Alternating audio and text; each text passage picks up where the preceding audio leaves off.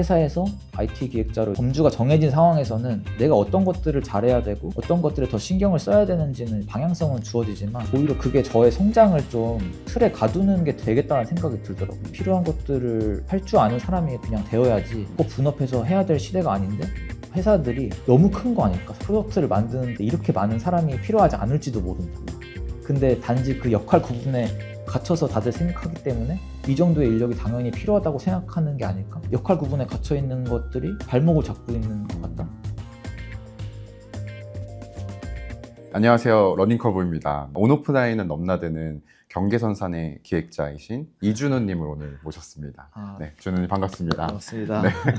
저는 그 분당에서 IT 회사 다니고 있고 뚝섬에서는 이제 출판전야라는 이름의 서재를 운영하고 있는 기획자 이준우라고 합니다.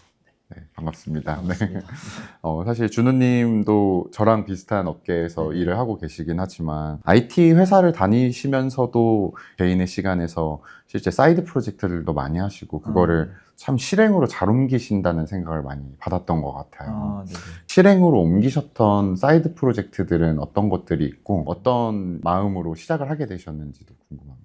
제가 좀 머릿속에 있는 걸 좀 이렇게 바깥에 꺼내놓는 거를 굉장히 좋아했어요. 그런 지점들이 이제 IT 업계에 들어오니까 이제 제 머릿속에 있는 걸 남들이랑 같이 만들어보는 기회도 생기고 그게 이제 좀 즐거웠던 것 같아요.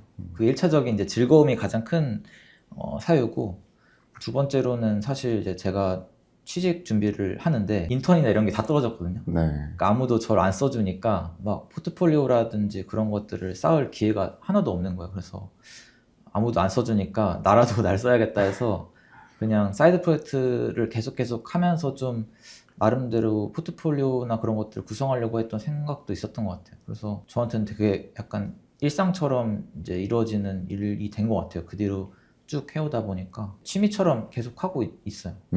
좀 만드셨던 제품들이나 사이드 프로젝트 제품들 간단하게 몇 개만 소개해 주실 수 있을까요? 일단 애정이 가장 많이 가는 거는 제가 이제 취직하는 와중에 이제 친구들이랑 만나서 만든 이제 그 모지또라는 앱이 있는데 그 앱이 좀 저한테는 특별한 이유가 처음으로 다른 사람들이랑 같이 이제 앱을 만들기 시작해서 결과물까지 세상에 내놓고 사람들이 들어와서 좋은 평가도 해주고 그 과정에서 한 바퀴 이제 서비스를 돌린다고 하는데 운영도 해보고 그 과정에서 이제 팀원들이랑 라포도 많이 형성이 돼서 저한테는 되게 의미가 있는 프로젝트고 구글이나 애플에서 올해 앱으로 선정된다든지 돈 외적으로 보람 느낄 수 있는 지점들을 많이 느껴서 그게 좀 저한테는 의미가 깊었던 것 같고 그 다음으로는 사실은 이제 그냥 돈 안 되는데 그냥 귀여운 것들 많이 만들었던 것 같아요. 그래서 큐티파이라고 그 크롬 익스텐션인데 귀여운 동물들 영상 추천해주는 거예요.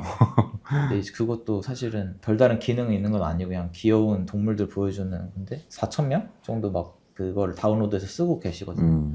그런 것들도 저한테는 되게 재밌는 경험이었고 뭐 그거 외적으로는 사실은 주로 소설 쓰거나 아니면 일하면서 배운 점들을 이제 글로 계속 남기는 것들을 이제 좋아하는 것 같아요. 그게 이제 저한테 뭔가 성장하는 관점에서 도움이 된다고 생각을 했고 주요한 사이드 프로젝트를 하나 하면은 그걸 어떻게 진행했는지 뭘 배웠는지 글도 한 편씩 같이 쓰는 것 같아요. 앱을 한동안 안 만들다가 최근에도 이제 그 ETA라는 이름의 디지털 디톡스 앱을 만들었는데 아직 사용자 유입은 얼마 안 됐지만 팀원들이랑 재밌게 만들고 있습니다. 사실 제일 좀 덩어리가 큰 것 같은데 뚝섬에서 출판전야라는 이름의 이제 서재를 운영을 하고 있는 거 그게 지금 가장 품이 많이 들어가는 사이드 프로젝트라고 생각을 하고 있어요. 그만큼 애정도 크고 배우는 것도 많고 지금은 사실은 이제 거기에 좀 전념을 많이 하고 있는 상태인 것 같아요. 저도 비슷하게 IT 업계에서 이제 이런 제품을 만들고 하다 보니까 늘 일을 만들어서 누군가에게 목표를 제시하고 그거를 이제 동기부여가 될 수 있게끔 만드는 게 사실 가장 어려운 일인 것 같더라고요. 그쵸. 그러다 보니까 나 혼자서 뭔가를 했을 때 해방감 같은 게 있던 것 같은데 그래서 준우님도 약간 직접 개발도 하시고 하시지 않나요? 그래서 사실은 이제 그런 점 때문에 네. 내가 그냥 좀 직접 개발도 배워보고 피그마도 직접 배워서 디자인도 해보고 그 과정에서 또 오히려 아이러니하게 동료가 필요한 이유를 더 깨닫기도 하고 그 과정에서 네. 이거를 내가 여기다 시간 이렇게 쓰는 게 맞나? 그런 생각도 막 하면서 계속 왔다 갔다 하는 것 같아요. 근데 주로 팀 프로젝트 하고 나서는 한 번은 좀 혼자만의 시간을 가져야겠어 해서 개인 프로젝트들도 하고 그렇게 되는 것 같아요. 이렇게 혼자만의 시간을 가질 때 뭐 프로젝트도 하시겠지만 제가 또 준우님을 뵈면서 되게 인상적이었던 건 실제 소설도 출간하실 정도로 글도 되게 많이 쓰시는 것 같더라고요. 아, 네. 혼자 프로젝트를 하시는 것과도 이 글쓰기 하시는 모습을 보셨을 때 되게 내면의 사유를 많이 하시고 되게 성찰을 많이 하신다는 느낌을 많이 받았어서 준우님에게 실제 그런 글을 쓴다는 게 어떤 의미인지도 궁금했어요. 제일 행복할 때는 글을 쓸 때가 제일 행복한 것 같아요. 그 소설을 쓰면은 뭐 우주 스케일의 이야기더라도 그냥 제가 그냥 써볼 수 있는 거잖아요. 그러니까 남의 도움을 받지 않고도 그냥 나만의 세계관을 형성을 할 수 있다? 이런 것들이 저한테는 너무 매력적으로 느껴지고 지금까지 작업물들 만들어 오면서 뒤를 돌아봤을 때는 뭔가 기획을 할 때 어떤 세계관을 만드는 걸 좋아한다고 느꼈어요. 그게 장르가 어떤 거가 되든 앱이든 뭐 오프라인 공간이든 글이든 저의 능력 안에서 잘 풀어낼 수 있는 게 좀 글이라는 생각이 들어서 소설을 쓰는 거를 이제 좋아하게 된 것 같아요. 저는 이 소설을 쓸 때 가장 행복하다는 준우님의 말씀을 들으면서 소설을 쓸 때 느끼는 그 행복감이 어쩌면은 준우님이 만드시는 여러 그런 사이드 프로젝트들을 할 때의 그 원동력과 맞닿아 있을 수도 있다는 생각이 좀 드는 것 같은데 소설을 쓸 때와 사이드 프로젝트의 제품을 그 세계관을 만들면서 기획을 할 때 네네네. 이 두 가지 일에서의 어떤 공통점도 있나요? 모지또라는 일기장을 만들 때도 사실 일기장 앱들이 다 비슷해요. 그냥 오늘 느꼈던 감정이 뭐 기쁨, 슬픔인지 입력하고 왜 그 감정 느꼈는지 글로 쓰고 이런 것들은 사실은 대부분의 감정 다이어리가 갖고 있는 공통점이고 기능적으로 사실 큰 특이사항이 없는 거라 생각하거든요. 그렇게 특색은 없지만 그걸 컨셉이나 세계관으로 잘 풀어내서 그 모지또라는 앱의 이제 강점은 감정 다이어리를 쓰는 과정을 칵테일을 만드는 이제 과정으로 좀 풀어냈다는 거에 있다고 보거든요. 사람들이 느끼는 다양한 이제 감정들이 칵테일을 만드는 재료가 된다라고 이제 UX를 잡아서 감정들을 뭐 와다다다다다 누르면은 그게 이제 칵테일 만드는 쉐이커에 들어가요. 다 넣고 나서 핸드폰을 이렇게 흔들면은 쉐이커 흔들듯이 그날의 감정을 이제 위로해줄 kak테일을 이제 만들어주는 형태거든요. 그 모지또라는 바텐더 캐릭터가 어떻게 보면 이런 과정 자체가 기능적으로는 사실 다른 일기장이랑 같지만 무대 자체를 칵테일 바로 옮겨서 그 안에서 내가 하루 동안 있었던 일을 이제 바텐더한테 얘기를 하고 바텐더가 나한테 알맞는 칵테일을 타준다라는 그 세계 안으로 유저를 이제 테마파크로 그 들어가듯이 그런 형태로 만드는 걸 좋아하는 것 같아요. 그래서 최근에 만든 ETA라는 디지털 디톡스 앱도 마찬가지로 사실상 디지털 디톡스 앱이라는 게 다 비슷하거든요. 사실 기능적으로 애플에서 제공하는 스크린타임 API를 활용해야 되기 때문에 어떤 기능적으로 되게 특이점을 가져가기가 어려운 분야기도 해요. 그래서 좀 컨셉적으로 재밌게 풀어보자 라는 마음이 있어서 디지털 디톡스 하는 과정을 비행기 타는 여정에 같이 컨셉적으로 묶어서 해보자 해서 비행기 타면은 비행기 모드 켜고 인터넷이 차단된 상황으로 들어가잖아요. 그런 것들에 착안해서 유저가 단순히 디지털 디톡스를 한다는 게 아니고 내가 여정을 떠난다라는 경험으로 치환을 해서 좀 더 즐겁게 만들어주는 방식으로 푸는 거를 하려는 것 같아요. 어떻게 보면 스토리텔링이잖아요. 그런 것들을 계속해서 이제 다른 영역으로 확장해 나갈 때도 그런 방식을 쓰는 걸 좋아하는 것 같아요. 지금 운영하는 이제 출판 전화나 서재도 되게 조그만했지만 테마파크에 들어간다는 느낌으로 만들려고 신경을 이제 쓰는 것 같아요. 그런 것들이 딱 오밀조밀하게 하나의 세계 자체로 제가 원하는 사람들한테 가서 닿았을 때 내가 새로운 세상을 만든 고향감을 좀 주는 게 있어요. 뭔가를 창작할 때는 큰 보람으로 다가오는 것 같아요. 소설 같은 경우는 그 세계관을 내가 타이핑을 함으로써 완성되는 것일 거고 사이드 프로젝트 앱 같은 경우는 실제 내가 세계관을 기획을 하면 그거를 이제 여러 메이커분들과 실험을 하는 걸 텐데 출판 전야는 또 오프라인 공간이라는 측면에서 어떤 되게 다른 또 경험이셨을 것 같거든요. 아, 그렇죠. 그런 측면에서 출판 전야라는 그 세계관을 구축해 나가면서 그걸 결과물로 만들어 나갔던 과정도 들어보고 싶습니다. 제가 오프라인 공간에 관심을 갖게 된 여러 가지 이유 중 하나가 그런 세계관을 만들 때 가장 효과적으로 할 수 있는 그 매체라 생각을 했어요. 앱도 뭔가 다양한 걸 활용할 수 있지만 사실 오프라인 공간이 그걸 좀 더 잘 할 수 있잖아요. 오감을 다 활용해서 사용자를 좀 이렇게 자극한 지점들이 있으니까. 그래서 그런 부분을 이제 너무 해보고 싶은 거예요. 오프라인 공간을 통해서. 처음에 이제 그런 지점들을 충족하기 위해서 공간을 구하는 것부터가 굉장히 허들이면서도 즐거운 일이었던 것 같아요. 이게 내가 원하는 세계관을 보여주려면은 어떤 형태의 공간에 내가 들어가야 되는지. 그래서 제가 운영하는 서재는 고독의 서재라고 한 번에 이제 한 분만 오셔서 쓰는 자기만의 방 같은 느낌이거든요. 그래서 그런 방이 있으려면은 그 공간이 1층에 있으면 안 되겠다. 2층이나 더 높은 데 있거나 아니면 지하에 있어야 되겠다라는 생각을 했어요. 그래서 그런 지점도 있고, 그리고 아까 말씀드린 것처럼 고독의 세계라는 게 좀 도심하고 제가 만들려는 세계가 어떠한 장치로 인해서 분리가 되는 듯한 느낌을 주고 싶었어요. 근데 그 다른 장치라는 게 자기가 직접 뭔가 액션을 취해서 새로운 세계로 건너가는 전이의 과정을 좀 주고 싶었거든요. 그래서 그런 경험을 줄 수 있는 공간을 찾으려고 했어요. 이런 것들이 또 하면서 재밌는 부분이었고, 하면서 좀 배운 점들이 있었던 것 같아요. 매체는 달라지더라도 이렇게 새로운 기획을 시작하실 때 준우님만이 갖고 있는 가치관이나 혹은 철학 같은 게 있을까요? 주변 친구들이 특히 사업하는 애들이 저한테 맨날 그래요. 너는 예술가다. 근데 이제 이게 약간 칭찬이 아니고 돈 안 되는 것만 골라서 맨날 한다고 하는 거예요. 근데 저는 내 마음에 드는 거를 해야 된다라는 게 큰 것 같아요. 예를 들어서 친구 중에 이제 앱 만드는 애들 중에 좀 사업적인 목표가 중요한 애들은 센서 타워 같은 이제 실적 같은 거 이제 검색할 수 있는 네. 사이트에 가서 뭐 최근에 미국에서 잘 되고 있는 앱 카테고리를 찾고 돈 얼마나 버는지 확인하고 얼마나 노출량이 되는지 키워드 같은 거 봐서 한국에 비슷한 앱이 없다. 그러면 이제 카피해 와서 만들고 요렇게 하거나. 근데 이제 그런 형태로 하면 이제 돈이나 이런 것들은 이제 벌 수 있는 것 같은데, 근데 사실은 이제 저도 돈에 대한 욕심은 물론 있지만 뭔가 그런 것들을 만들 때 이렇게 흥미가 많이 안 생기더라고요. 저는 제가 설득이 안 되면은 애초에 시작하고 싶은 마음이 안 들어서 그냥 사람들이 안 좋아하더라도 내가 재밌어야 되고, 아무리 작은 거여도 이걸 세상에서 내가 처음 한 사람이었으면 좋겠다는 생각이 들어요. 그냥 다른 나라 잘 된다고 그대로 우리나라에서 똑같이 가져오는 거는 제가 지속하거나 이제 재밌게 할 자신이 없는 것 같아요. 그런 과정에서 어쨌든 고집이기도 한데 그 고집을 갖고 계속 저만의 걸 해나가는 것 같아요. 저라는 사람의 취향을 뾰족하게 만드는 거? 그런 지점이 목표인 것 같아요. 그 오프라인 공간을 시작하게 된 것도 한 사람의 개성이나 이런 걸 담아내기 좋은 매체잖아요. 그 사람의 취향이나 이런 것들을 잘 알 수 있고, 저희도 그런 것들에 혹해서 뭔가 공간 가면은 뭐 더 소비를 하게 되거나 그러잖아요. 그래서 내 취향을 좀 갈고 닦을 수 있는 장을 만들어서 그거를 언젠가는 돈 받고 팔 수 있는 수준까지 끌어올리자라는 게 목표인 것 같아요. 지금은 이제 친구들이 돈이 안 된다, 안 되는 것만 한다라고 이제 하지만 그걸 계속 좀 깊이를 키워서 언젠가는 이제 그 나라는 사람의 취향을 좀 갈고 닦은 무언가를 내놨을 때 요거 괜찮네, 돈 주고 살만하네, 요 수준으로 만드는 게 목표인 것 같아요. 그래서 내가 뭔가 기획을 할 때 사람들이 원하는 걸 만들기 위해 노력한다기보다는 나를 세상에 설득시킬 정도로 날카롭게 가다듬자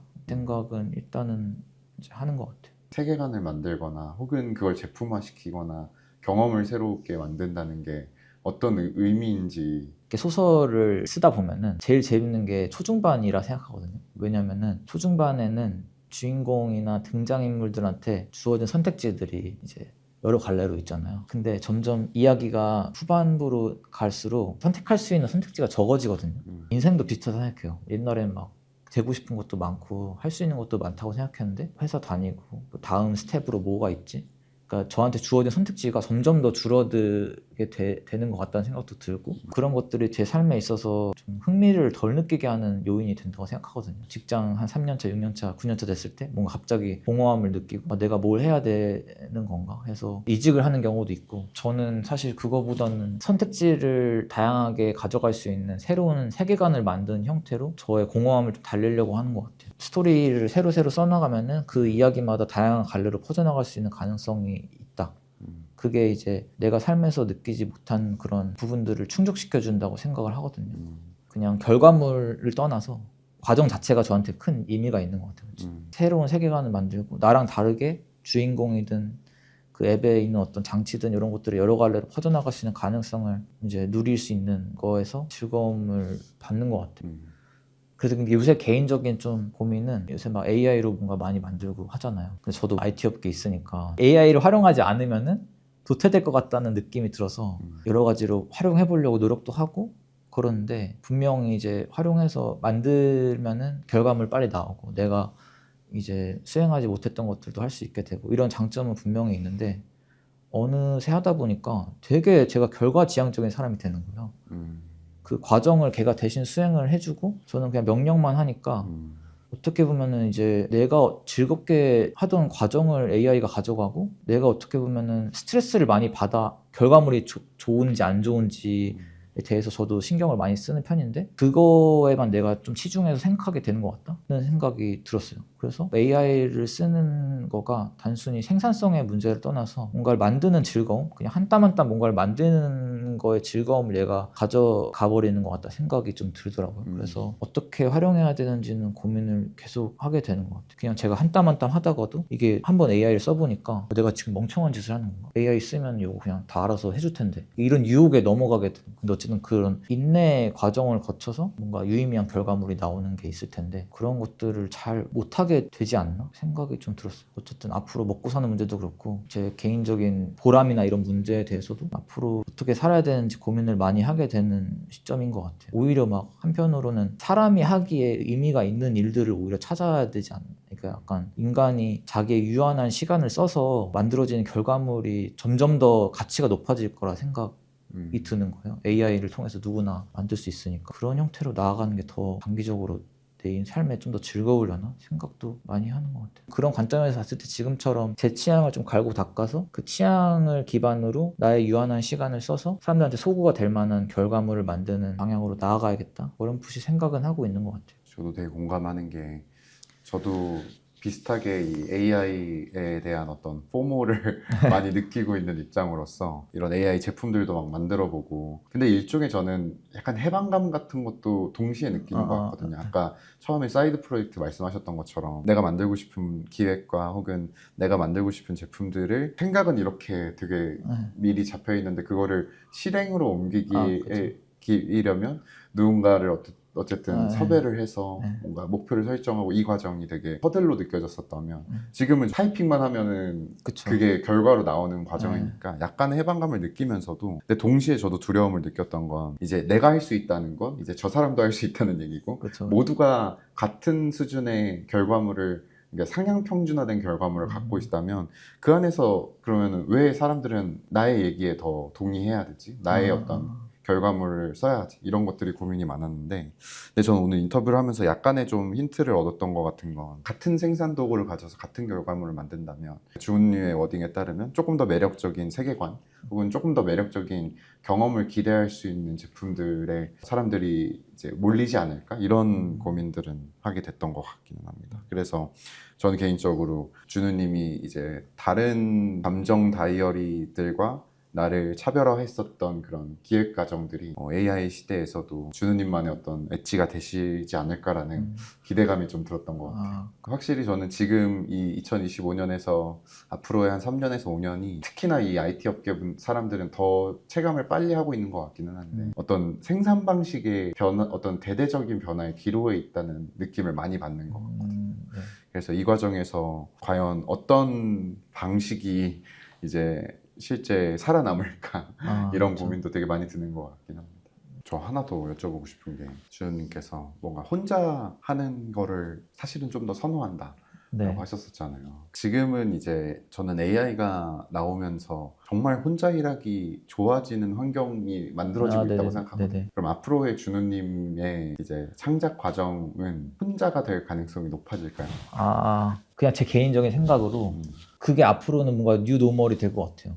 제가 이번에 ETA라는 디지털 디톡스 앱을 만들면서 이제 팀원들 모아가지고 4명이서 열심히 만들고 있는데 그 앱을 거의 다 만든 시점에 저희 앱이랑 비슷한 앱이 있다고 제보를 이제 지인분이 해주셨어요. 제발 겹치지 말아라 하고 이제 좀 다르길 바라고 그 앱을 봤거든요. 중국 개발자가 만든 앱인데 너무 잘 만들었고 뭔가 제 머릿속에 생각한 아이디어가 있으면은 그거를 실체화한 이데아 같은 느낌이 드는 거예요. 그래서 저희 팀원들끼리 되게 좌절도 많이 하고 되게 힘든 시기를 보냈지만 어쨌든 되게 잘 이겨내서 앱까지 출시를 하고 그랬는데 근데 한 가지 좀 제가 배운 부분이 그 앱을 2명이서 만든 거예요. 제가 뭔가 온라인 기획자로서 계속 프로젝트를 해왔을 때는 팀을 구성할 때 기획자, 디자이너 아니면 디자이너가 아예 기획자 역할도 한다든지 클라이언트 개발자라고 이제 앞단 앱이나 이런 거 만드시는 분, 뭐 서버 개발자 해가지고 한 4-5명 정도로 하는 경우가 많은데 아니면 이제 준다면 이제 3-4명? 근데 2명이서 그 정도 퀄리티로 나왔다는 게 너무 놀라운 거야. 근데 이제 보니까 제 그 관념으로는 2명이면 누가 디자이너고 누가 개발자고 이렇지? 근데 둘 다 개발자인 거예요. 그래서 근데 문득 이 사람들은 그걸 중요하게 생각할까? 그 사람들은 그냥 내가 만들고 싶은 거 있는데 디자이너가 없어도 내가 뭔가 AI 통해서 만들 수 있고 자기의 역할 구분에 대해서 크게 관심이 없는 사람들이 아닐까라는 생각이 들었어요. 그렇기 때문에 어떻게 보면 이런 멋진 앱을 만들 수 있었던 게 아닐까라는 생각을 했거든요. 근데 저 같은 경우는 회사에서 IT 기획자로 범주가 정해진 상황에서는 내가 어떤 것들을 잘해야 되고 어떤 것들에 더 신경을 써야 되는지는 방향성은 주어지지만 오히려 그게 저의 성장을 좀 틀에 가두는 게 되겠다는 생각이 들더라고요. 어떻게 보면 한국에서 계속 직장 일을 하고 이러다 보니까 나의 성장의 범주를 여기다가 가둬놓고 생각하고 있었구나. 그냥 내가 만들고 싶으면은 필요한 것들을 할 줄 아는 사람이 그냥 되어야지 꼭 분업해서 해야 될 시대가 아닌데 내 사고방식이 계속 그렇게 잡혀 있어서 내 성장을 가로막고 있었구나라는 생각이 강하게 드는 거예요. 우리나라나 회사들이 너무 큰 거 아닐까 사실? 프로덕트를 만드는데 이렇게 많은 사람이 필요하지 않을지도 모른다. 근데 단지 그 역할 구분에 갇혀서 다들 생각하기 때문에 이 정도의 인력이 당연히 필요하다고 생각하는 게 아닐까? 저 다른 어떤 곳에서는 딱 프로덕트를 만드는데 필요한 인력들만 들어가서 빨리빨리 결과물을 만들어 놓고 그걸로 수익화를 하고 그래서 이런 시대가 되게 너무 당연해지는데 그 역할 구분에 갇혀 있는 것들이 발목을 잡고 있는 것 같다 생각이 들어서 아 이거를 좀 반성도 하고 내년에는 좀 그런 것들 구분 없이 이제 성장하는 기회로 삼아야겠다 이런 생각이 들었어요. 맞아요. 저도 되게 공감을 하는 게 이런 IT 업계도 예전에는 막 전략팀, 막 기획팀, 디자인팀, 개발팀 이런 약간 공정 형태로 일을 하다가 이제 막 미국에서 애자일 바람이 불면서 막 뭐 PO나 PM이 어떤 목적형 조직들로 구성이 돼서 어떤 스쿼드로 움직이는 게 조금 더 뭔가 당연해졌고 저도 지금 그런 애자일하게 일을 하고는 있지만 이 애자일 자체도 지금 부서지고 있는 느낌이 확실히 들거든요.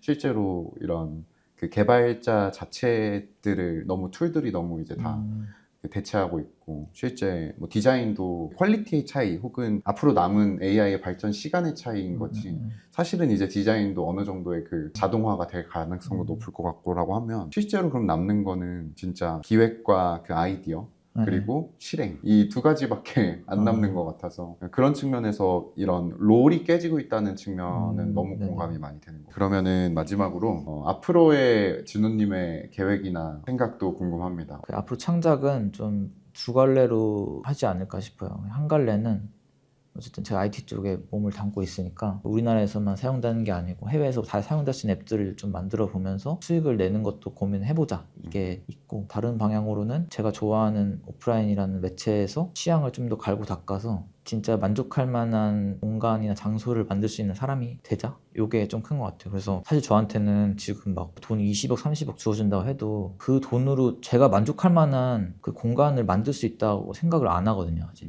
깊이라는 거에 대한 고민을 많이 하는데 깊이에 대한 결핍이 눈이랑 손의 격차에서 온다고 생각해요. 그러니까 제 눈으로는 이게 되게 멋지고 예쁘다는 거, 아름답다는 건 알겠는데 제 손으로는 그걸 만들 수가 없어요. 그래서 거기서 깊이에 내가 결핍이 있구나, 내가 깊이가 없구나라는 걸 느낀다고 생각을 하거든요. 애초에 이제 좋은 걸 알아보는 눈이 없으면은 그걸 만들고 싶다는 생각도 안 들 테니까 고민을 안 할 텐데 근데 이제 그런 차이에 있어서 지금 많이 깊이가 없구나 생각을 하게 되는 것 같아요. 그래서 지금은 이제 서재를 운영하고는 있지만 그것들을 이제 운영하는 와중에도 다음 스텝을 좀 고민해서 계속해서 깊이를 좀 키워나갈 수 있는 방향들 내년에는 좀 감각을 좀 키우는 경험을 할 것 같아요. 오늘 준우님을 모시고 온라인과 오프라인의 경계를 넘나드는 이제 준우님의 어떤 기획 여정들에 대한 얘기를 들어봤고요. 오늘 준우님 나와주셔서 다시 한번 감사드리고요. 감사합니다. 저희는 또 내년에 언제 한번 같이 식사 한번 해요. 그리고 저도 계속해서 그 인스타로도 소식을 받고 있지만 앞으로의 준우님이 너무 기대가 돼서 늘 응원하는 마음으로 열심히 살아보겠습니다. 구독해보고 하겠습니다. 네. 네, 그럼 오늘 수고 많으셨고요. 네, 감사합니다. 감사합니다. 네, 오늘 준우님을 만나봤는데요.